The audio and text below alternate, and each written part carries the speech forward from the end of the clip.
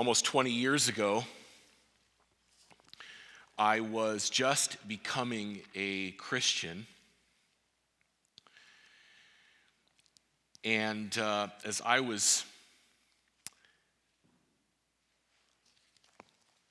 learning to walk in this new journey, I received some information that a friend of mine was having some challenges with her health. She had gone to a clinic in Southern California, received a number of different alternative therapies. She was put on a very strict diet, and seemingly everything that she tried, unfortunately, her condition became worse and worse. Eventually, she was diagnosed with an autoimmune condition, and she was found to be in need of a liver transplant, or eventually she would die. She was put on a list,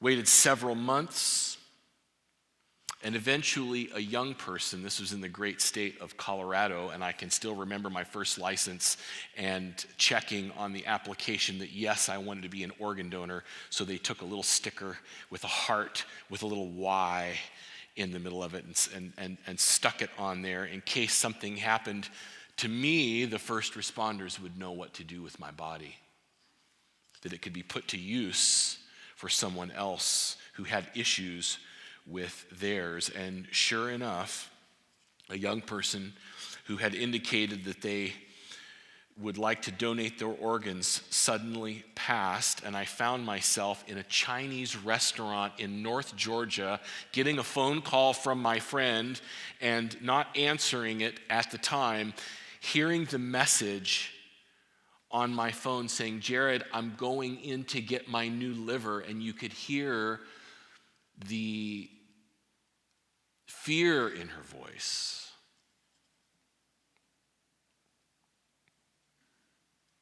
When I returned home, she looked healthier than I had ever seen her. Her skin was clearer, her eyes were brighter, she had this spring in her step, she had her energy levels back. It was like she was a new person. Except she wasn't. You can imagine my disappointment when I would see her at a friend's house. She had been drinking, hearing reports that she was back to the old lifestyle, with seemingly no regard for the sacrifice that gave her a new life. I've heard stories of people who have been on the opposite side of that equation. It was their loved one that supplied the organ, only to see the gift slighted. And perhaps you have seen the graphic and very poignant images of a father with a stethoscope putting that right to the chest of someone else to hear their son or their daughter's heart beating again, because they lost their child and that heart wound up being put to use in someone else's body. Very deeply moving to see these kind of things happen, and the pain that comes and the frustration and the sense of injustice when you see those precious organs that were part of someone that you loved being misused and even abused. How does it happen? How can someone be so careless with such a gift? I think it's very simple. We just don't consider how much it costs, or we forget the price that was paid. After a long day on the road, Jesus and the 12 are gathered in a little room together. And from walking the dusty streets, their feet are all dirty. And it was the job of a servant to wash those dirty feet as they would later recline together, all kind of leaning on their side around a very low table on the floor.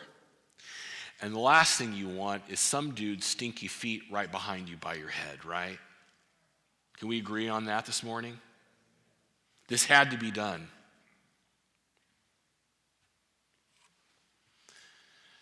Since there was no servant and each of the disciples were too proud and unwilling, Jesus knelt down and washed the disciples' dirty feet. Totally normal, right? This wouldn't make you feel uncomfortable at all if this were to happen to you. When you're the CEO of a billion-dollar corporation, you shine the shoes of your employees. You do stuff like that, right? Bill Gates, when he gets bored, he goes out and he cleans the toilets in the office, right? Is that what he does? And why wouldn't he do those things?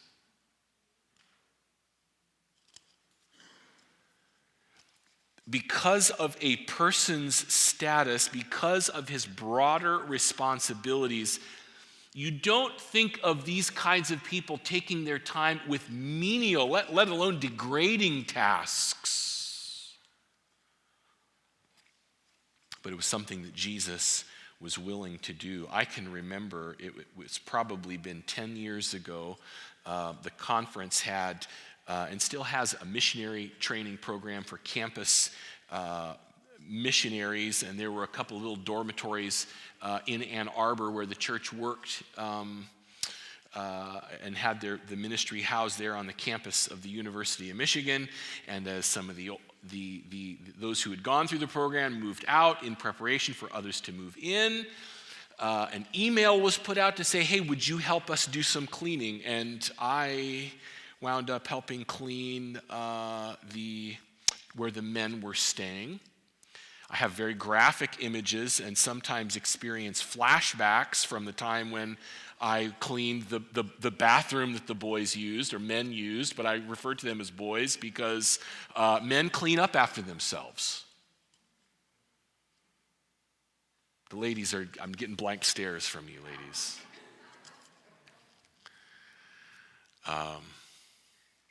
And I found myself complaining at every turn and just thinking, these are young men of college age. They should be able to clean up after themselves. And here I am cleaning up after them.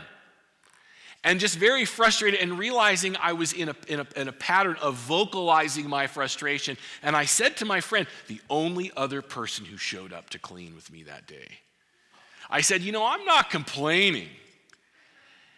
And she burst out laughing because it was very obvious that I was complaining. You don't have to be, the point I'm making is you don't have to be the CEO of a Fortune 500 company to recoil from doing something like that. And Jesus did it. John chapter 13, verse 1, if you have your Bibles this morning. John 13, verse 1.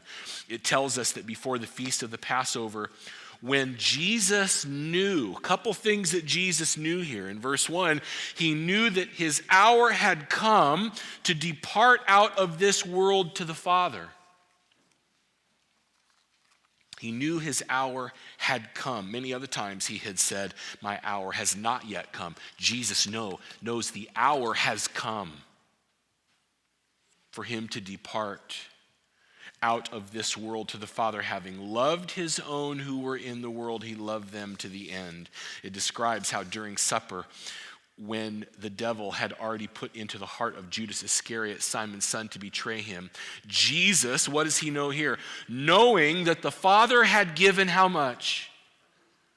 All things into his hands, and that he had come from God, that he was going back to God,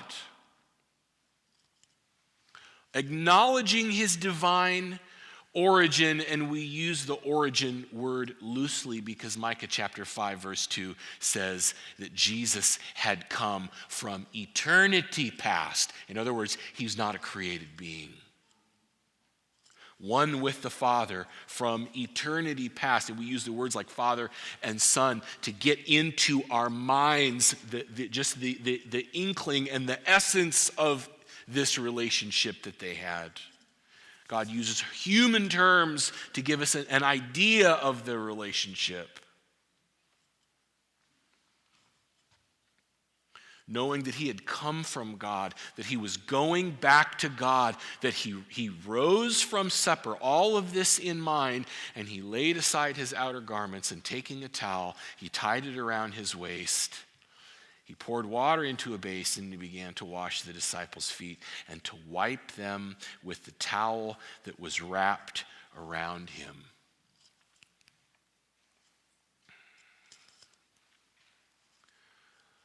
Jesus knew that he was God. He understood his divine origins. He understood that God had given all things into his hands. And he was willing to stoop and scrub the grime off of 24 stinky, dirty feet. Which I find to be incredible. That level of self-awareness, that level of humility. And when he's done, he asks this question. Verse 12 of John 13. When he had washed their feet and he put on his outer garments and resumed his place, he said to them, "Do you understand what I've just done?"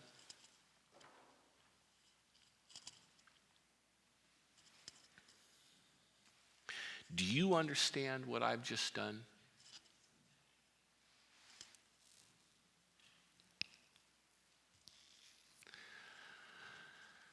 In this passage, we find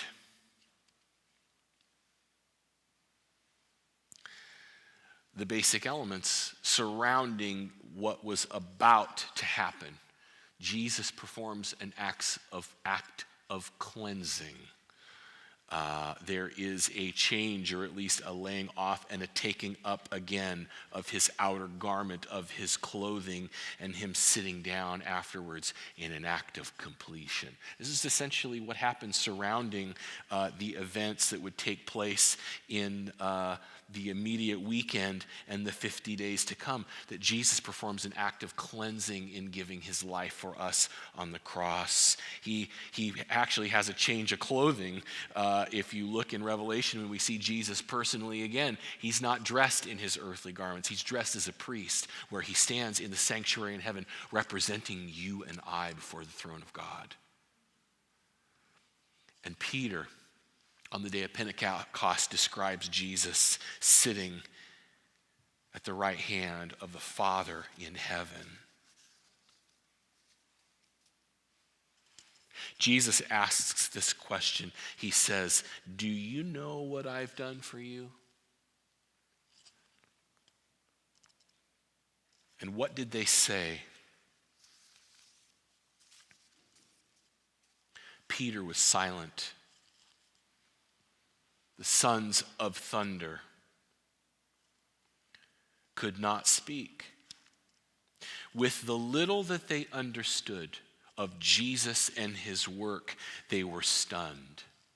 And I would suggest to you this morning that if we were asked this question by Jesus, and if we're quick to respond, it's probably because we don't really understand the significance of what he's done for us. I think the only real proper response is just to simply sit in silence and in awe of the understanding of what Christ has done for all of us in his person, in his earthly ministry, in his heavenly ministry, before he even descended into a human form and body in the same way that all of us do.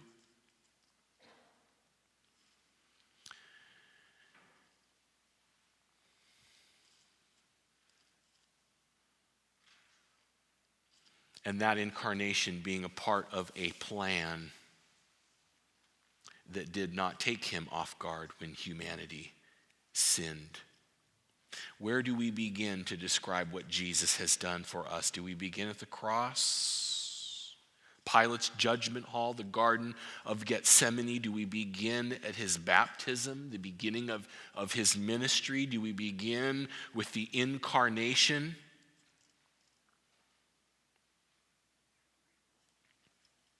Do we begin at the very inception of sin, when the pre-incarnate Jesus came into the Garden of Eden to pursue man after they had sinned? How can we begin to answer this question? Do you know what I've done for you? And we respond and we say, Jesus, what have you not done for me?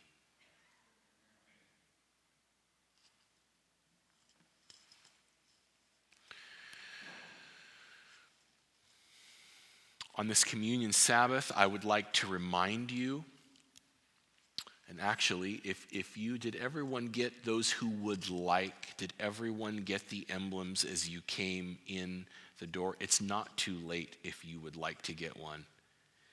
I know Gail has tried to make sure that she connects with all of you to make sure that you were able to grab something. If you would like to participate, there's no pressure to participate. If you would like to prefer not to participate, on the same line of reason, we practice in the Seventh-day Adventist Church open communion, and that means that you're not forbidden to participate either if you're not a member of this congregation. That's between you and God. So we'd like to offer to you, if you feel moved and you would like to participate this morning.